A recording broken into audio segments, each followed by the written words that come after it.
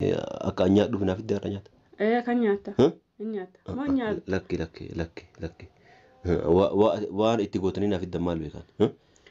Waan itti gootanii isa waliin mari'attanii erga lubbuun isaa hafte hafuun ooltuuti erga lubbuun isaa hafte achi keessatti onnaa ta'ee duuti achi itti geessii jettanii mari'attanii naaf iddaniiti. Nyaata kan kee galiituma si galaami nyaadhu bakkuma yaa'anii onnaa jettee jechuudha. Nyaatuma ati naaf iddeellee hin fedhu. Nama diina nabbitee lubbuu keenya baasuuf lubbuu rabbiin kee har'a na oolchi kana.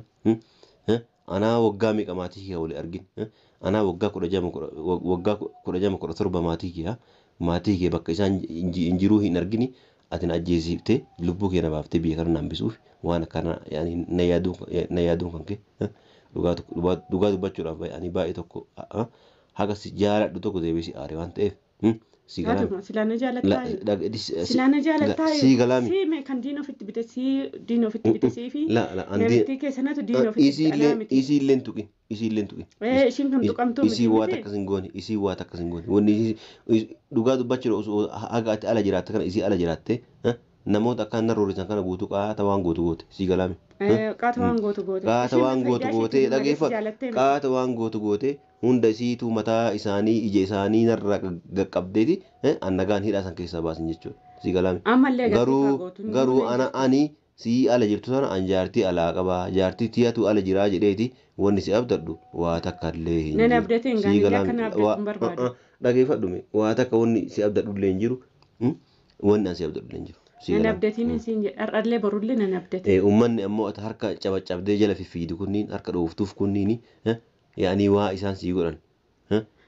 Aniin kun dhageeffadhume anumaa badaa atan mana hidhaa darbitee akkasitti uummata hattuu nabbittee na waraansifte kaleetii akkana keessa guurataniif wonna gootisantu yoo du'ellee yoo jiraadhellee si fayyada malee jarri waa takka wanni isaan sii godhan hin jiruuti si fakkaate malee garuu ilmi namaa hin hidhamallee garuu hidhamaniif hin du'ani hidhamanii mana kana hidhaa keessatti hin hafaniiti mana hidhaa kana keessaa illee nama ba'ani garuu guyyaa baay'isan waa hunda dubbannaati atan boolumaa galatti na dhufuu keetiif galatu miti nyaata kee illee ufumaa gamna gali nyaadhu an nyaata kee kana yaani nyaachuun barbaaduuti. Mana dhaati yoo baate yoo baate mi bilaa barkaatu akkam jirtu hordoftoota fi kabajamtoota keenyaa jirtu bakka jiraattan bakka isin jirtan hunda nageenya jiraatu fayyaa keessanii nagaa keessanii isiniin jechaadha wanti isin qabadhee dhufe maali yoo jettanii har'a mana keenya dhaqee turre jechuudha mana keenya bakka ittiin ciisu sana deemee turre isiniin jedha yeroo natti deemu injiru mana dhaatti deebisaniiru naan jedhanii mana dhaatti deebisan naan jennaan mana dhaamoo nyaata keessee fi ilaalu dhaqee jechuudha mana dhaa nyaata keessee fi dhaqu inni bakka fayyemuu akkam jedhennaan ilaalu dhaqu inni maal fayyee miti bakka nyaatallee harkaa nyaachuu didee nyaatallee fudhatee nyaachuu didee fudhadhuu galinaan jedhee taani namuma biraa miskiinachi keessa jiruuf hin kenne jechuudha maaliif hin shakka jechuudha jaartii dhuma isaa sanatti fakkaadhee taani na shakkaa jiraan isiniin jedha akkasitti nyaata didee marziitti gootanii naaf iddanii ittuu nyaatatti marzii godhiitti geessifsiin jedheeyyuu jedheetu nyaata harkaa nyaachuu didee jechuudha waan inni ta'e immoo ilaalu dhuftee dura kannan gaafanne maal taate jedhan illee dura gaafadhee jira yeroo sana nuuf hin beeku jechuudha nuuf hin beeku yeroo sana dhukkubaa jira haadhamoo fayyamoo akkamimmoo jijjiiramee jedhee innaan ilaaluudha inni fayyee jira jechuudha akka duraa miti homaan jedhu jechuudha akkasin isiniin jedha yoo fayyitee amala keessa reeffattee si baasa jennaan si baasuu yaala jennaan ana dhiisiiti ishuma dura baasaa jedhee ishiin dura bawwannaan illee hin bawuunaan jedhee deebi'ee immoo ishii ana baasiiti anatu ishii baasanaan jedhee akkas inni kan sirraa miti amala isaa kan sirreeffatu miti ittuutti dabalamee jechuudha ittuu kan duraan caalayyuu badaa ta'ee argame jechuudha maaliif ishiin illee akkasuma innis akkasuma jechuudha achi keessa taa'anii namni sirraa jennaan mana dhaatti namni sirreeffataa badiisaarraa barata jennaan isaan immoo ittuma dabalaa deemuun isiniin jedha isaan nama baratu miti dhagaan waan tokko baratu jechuudha isaan illee dhagaadhuma akkasiitiin isiniin jedhaan illee ishiin illee innis ishiidhumatti bahee jechuudha waan ishiinitti goote akkas godhanatti fakkaate bakka jijjiiramuu didee jechuudha osoo jijjiiramee jiraateeti silaa uuman baasnaa yuusee idillee kadhadhee uuma baasaayyuu jechuudha inni garuu hin jijjiiramne maal uuma gochuuf hin danda'u jechuudha akkasiin isiniin jedha inumaa seeyiditti itti dhaadata jechuudha akkuma waan seeyidi sajjiise wayi seeyid waan tokko godhee wayiitti itti dhaadataa jechuudha. Sa'iiduma jechi yoonillee biyya galee yoollee as keessa jiraate miilla isaa cabsee ija isaa dhabsiisee akkasitti biyya isaatti deebi'a malee biyya isaatti hin deebi'u. Yoollee biyya isaatti deebi'e anillee biyyuma galee fi bakkuma seene miilla isaa fi ija isaa keessaa baasaa jechaa jira.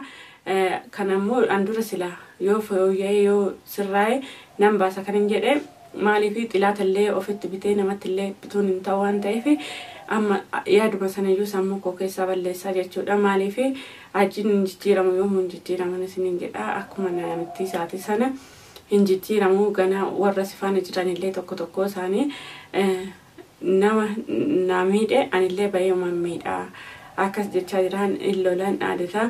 Atillee akkan du'e ilaaluu dhuftee na ilaaluu miti akkan du'e ilaaluu dhuftee kaleekoo akkana keessaa guuran ilaaluu dhufte naan jedhan garuu garaa na nyaatee azzaneef ilaaluu dhaqeen isiniin jedha malee waan tokko isaa godhuun isiniin jedha. Hordoftoota fi kabajamtoota kiyyaa sagalee dhaqee achitti waraabe ragaa akka ta'uufin waraabe sagalee kana isammoo sin dhageessisa.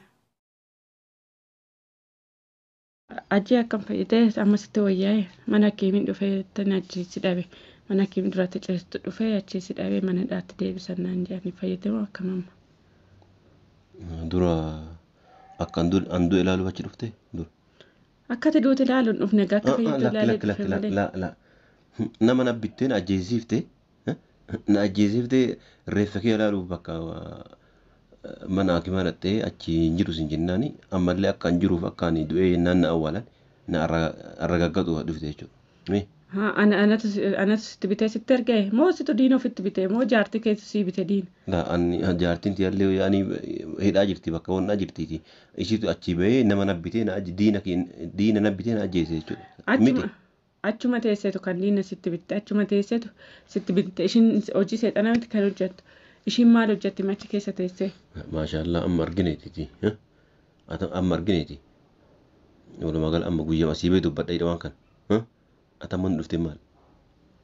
Silaaluu dhufe ka fayyitee fi akka hin fayyine. Kan ilaaluu dhufte kunoo torbee olii kunoo waraanamee kan ciisu kunoo torbee lamaaf deemaatiiti.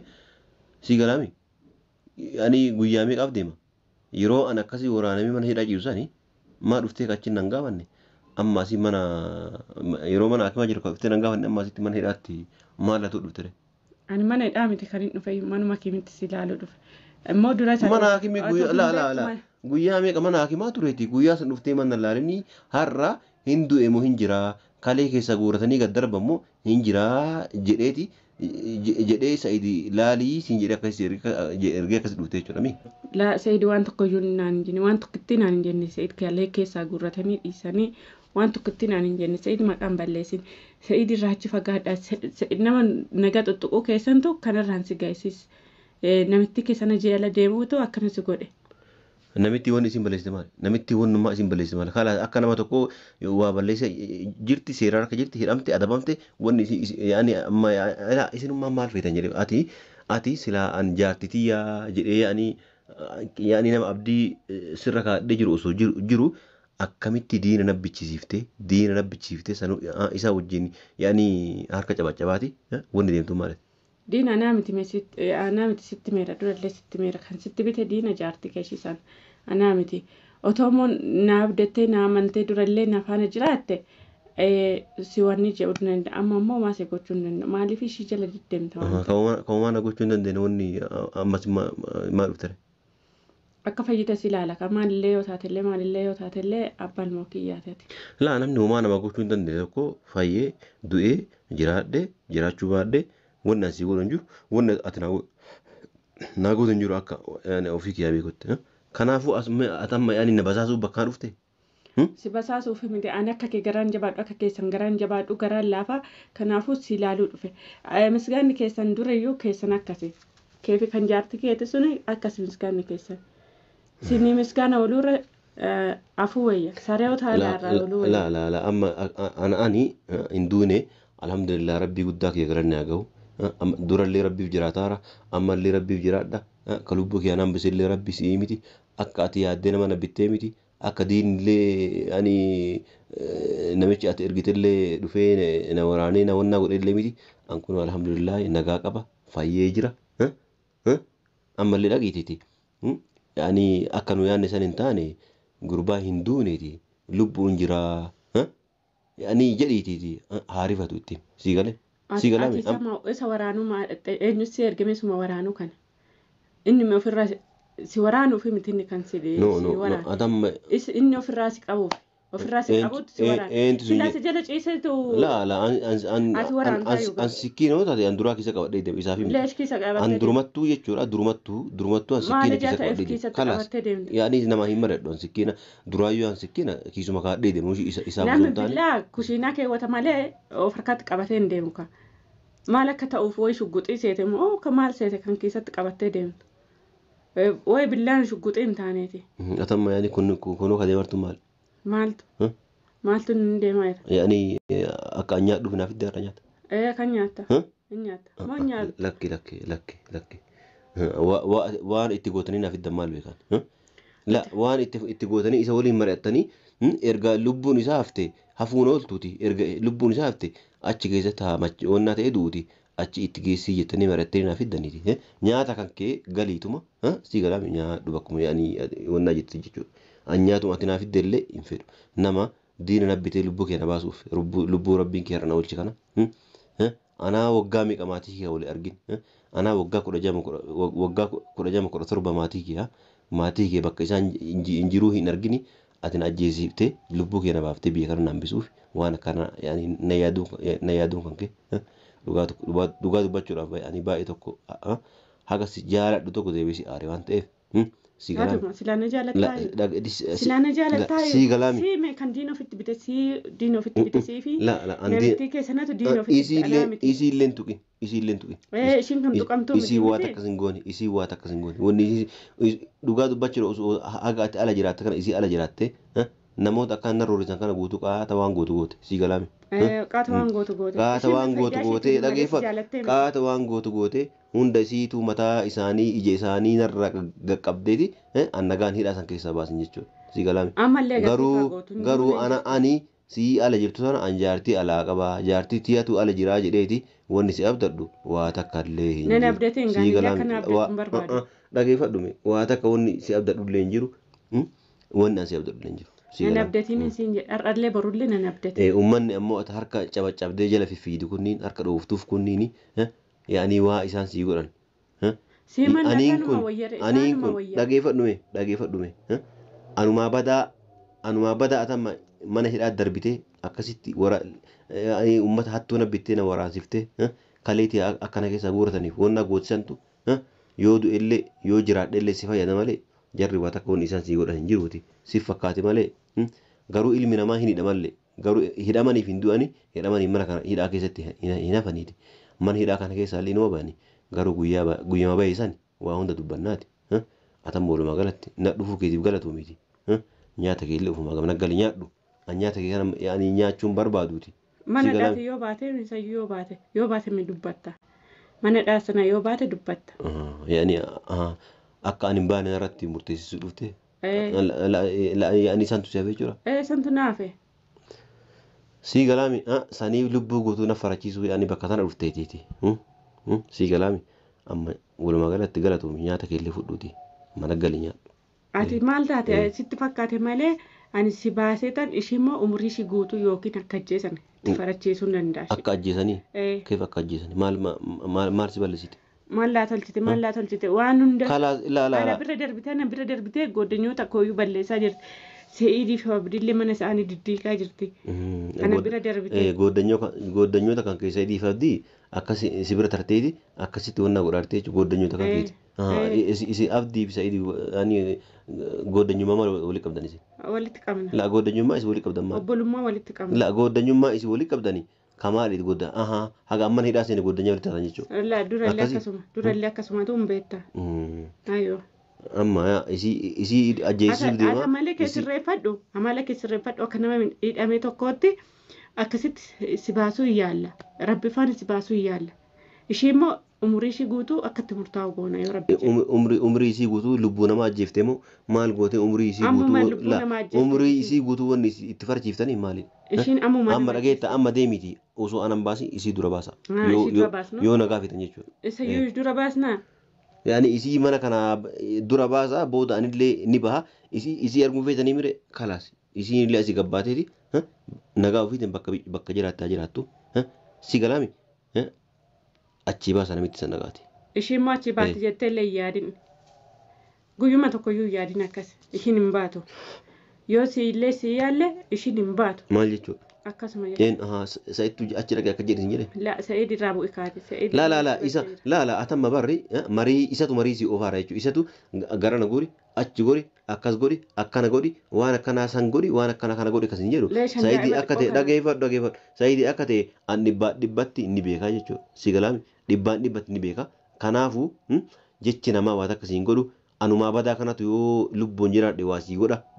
Si galaami kanaafuu jecha namaatiin waa jettee olii gad wannaa ofuus hin taane isiin illee wanni isiin balleessitu nama ajjeefneeti. Nama ajjeefneeti. Yaani namni hin balleessa erga balleessee badii ofiisanii fi yaani amanee wannaa jedhe yaani wanni kana bira dabran jiruuti deemiiti namicha Sa'id jetan san illee as yaami wannaa godhaati mana hidhaa kana baasa. Ishii yoomuu hin baatu isheen hin yaadin isa siin jedheera dura sitti miira yaadinii waa'ee bahumsa ishii yaadinii illee si yaallaa siin jedheera. Ati yoo bahuu barbaadde amala kee yoo sirreeffatte si baasnaa siin jedheera. Amala kee sirreeffadhuuti hin baatate yoo rabbi jedhe. Waan amma wanni siin jedhu yoo jiraate jechuudha. Yoo waan siin jedhuun kabaja taate deemiiti namitti san achii baasi nagaan si galaami jiruu ofii haa jiraattu. Ati namitti masiirii akkatti namatti gootee jiru nama balleessitee anaaf sillee jiruu kee balleessitee siminti kan akkatti dubbachaa jira siminti kan akkatti dutaafee jiru. Waan ishiin sitti goote sanatu akkatti keessaa dubbataa jira malee siminti kan akkatti dubbataa jiru. Maaliif ishiin nama balleessiti malee nama tolchitu mana nama diigdi malee mana namaan ijaartu ishiin kanaafu ishii waan sitti gootetu keessaa dubbata malee jaalala ishii miti ati kan akkanas godhaa jiru ajjii. Isii waa takka wanni nama gootan jiru ani yoomuu qiyaamatti illee du'e illee jiraadha illee isiin jaartii tiyya atis jaartii tiyya nama maradheen fuune nama maradhee hin hiiku yoo ammoo hiiku barbaade anumatu hiika malee namni jedheef amma Sa'id isii achitti lubbuu ajjiisan yookaan lubbuu itti faradan jedheef an ajjiini jaartii tiyya lubbuu itti faradan jedhuun si galaame inumaayyuu yoo kana baaftanirra isii baasaa jedheeti isii dura achi baasee booda yoo asii hidhama malee isiin achitti lubbuu itti faradame an as inuman ta'in si galaame afaan oromoo qabeetu jechuudha. Gocha sitti goota argitee mi'ati gocha keessatti teessee gootate yoo argite ishiin ammallee waanuma biraa achuma keessa teessee irruma badii ishii irratti badiidhuma dalagaa oolte. Ammallee irraan buune jechuudha. Isin ammallee isii irraan buune jechuudha. Namni seera mana hidhaa jirti dhageeffadhu namni mana hidhaa jiru to'annoo seeraa jala jiru wanni isii achi gootu amma ani kun amma eenyu sobaartani ana shawadaartamu of shawadaartamu wanni namni itti shawadaartu kun isiin amma anamma emee anaa kana dhiisi eenyu sirra fudhata amma dubbii akkana isiin mana hidhaa akkasiseesse wanni isiin gootu wayitu hin jiru kun amma hinaaffaa jedhama malee jibbiinsi isiitu kana isiin haasofsiisaa malee Sa'idii illee lubbu ofiitiif akkas godhate malee silaa usuusii ala jiraatte akka inni afaan ol qabeen dubbanne anuu ni beekaatiiti. Ka'een manni harakaata godhee akkana taawwannaa godhu kana isiin dhageeffadhu isiin osoo bakka sanii baateeti waan isii isa gootu waan beekuuf akkana ofirraa ala bahu jira jedhe sii galami. Kanaafuu amma daddaftaniiti iddoo kana keessa nu baaftamu nu baaftan. Hin baasnu. Ata mala kee sirreeffadhu si baasna siin jedhe. Ana dura isii baasa dirqama. Yaani maaliif intalli tun intala duraati. Yookaan maatiin isiillee akkasii rakkachuu jiran telefoonni isii wanni isii harkaan jiru uummanni yookaan yaani rakkoo guddaa keessa jiran ta'uu danda'ati. Kanaafuu mee gabbaasaati. Daashii yaaduu jirta tuuf dhiiste. Ishiidhaaf yaaduu jirta tuuf dhiiste daa'ima keellee dhiiste ishumaa yaadati. Ati ishumaa yaadi bakka. Daa'ima kan keemaa daa'ima wayii na walii hidhaa jirti daa'imni isii walii ala jirti bakka daa'imni jirtu. Ana beekaa ree jedhee daa'ima kee bakka isin jirtu ana beekaa. Siimi ka ala jiru daa'imni mana hidhaa kana yoo na walii hidhamte jiraatte sadugaadha yoo beekuu baadhisa ana badii qaba maaliif mana hidhaa waan jirtuuf akkami wallaaltee naan jechuun kee yaani hin dandeessa garuu amma hidhaa jira situ ala jira daa'imni ala jirti bakka isin jirtu situ barbaadee deeffachuu qaba malee anaa miti sii galaame. Kanaafuu dhageeffadhu teetteetuma daa'ima jechaa oolini daa'ima kan kee deemi barbaadadhu bakka isin jirtu fudhadhuuti nullee mana hidhaa wanna asitti nu cinqinaati mana kana nu baasa. Kan gorsan daa'ima kiyya nan fudhadhaate. Gizoo dhiyoo keessatti daa'ima. Daa'ima kan gizoo dhiyoo keessa bara akka fudhachuu eegalte baruu yaani waggaaf deemarta. waggaa dhageeffadhu waggaa deemarta bara. Si galaami ana osoo haga amma ala jiraadhe mucayyuuti aan fudhee ani yoo naqaati biyya galfadheera.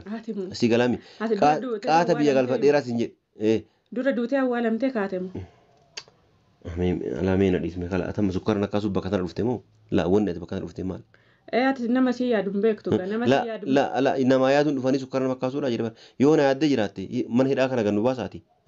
Namittis yaani anaaf isiillee gannu baasa yoo jiraachuu illee feete sittiin kaloonu kophaa kee jiraatta asii gannu baasa yoo feene anaaf isii yaani kophaa kee nama na kireeffannee jiraanna bakkuma tana gannu baasaati si galaami yoo feete aniif isiin illee warra seeraa biratti sii mallatteessanii akkasiin tun akkasii hojii yaani dubbisuu wajjin goone sii mallatteessinaati manuma hidhaa kana gannu baasa. Ati gowwittiin ishii duraa na seetama ishii duratti sana na seeta ishii waanumaati jettuun sana tole jettu ani ishii miti jijjiiramee jiraate. Kee maal jechuudha? Akkasuma jechuudha. La jechuun jijjiiramee jira oguu jettu kana yaani annan galle maal jechuudha? Jijjiiramuu kana nama biraa yaani ati yaani akka as keessa baanu yaani fedhuu jechuudha akkas taanaan jijjiiramee jira oguu jettu kana. Baatuun fedhu kaatuman du'ellee. Amma waanuma barbaade yoo ta'e yoo man du'ellee akkasiin baatuun fedhu. Akkasiin baatuun fedhu mure hayee dura ganna baasi isii anatu baasa kalaas. Akkasittuu. Atillee waan barbaade yoo goote baasuu hin dandeessu ka. Keebi maal jechuudha? Waanuma barbaade yoo goote waanuma barbaade yoo fidde ati baasuu hin dandeessu. La saniin laallati san akka hin baafneef akka baasu hin argita. Guyyaa asii gabbaa isii baasee si garsiisaatiiti. Mee anuma asii bakka tana ganna baasiiti. Si galaami? Atillee amala kee yoo sirreeffatte ka amala akka xarraqi jette yoo taate achuma keessatti sammuu. La namicha hattuu atama jala deemteeti akkanatti na waraansiftee qaama kee wannaa na goote kanallee guyyaa asii bahe waa ani isa godhu dhageeffadhu guyyaa san laal walumaan garallee laala akka inni dhageeffadhu laa dhageeffadhu kaa akka inni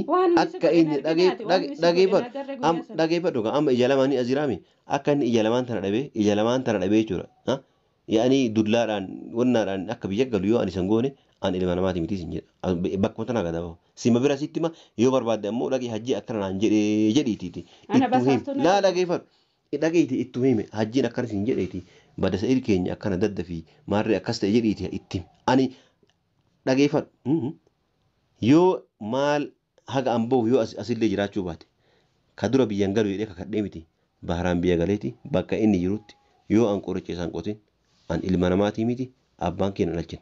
Hin dhaadatiin gan dhaadatiin. La dhaadachuu miti bara. No la gochumaan agarsi akkuma san godhee waan sin garsiifne ani waa takka hin beeku. Garaa akkasiin qabu. Rasaasa takkitti gaafa rasaasa takkitti. Garuma takkana. Rasaa dhageeffadhu rasaasa takkitti. Garaa kana harkatti hin argine egaa.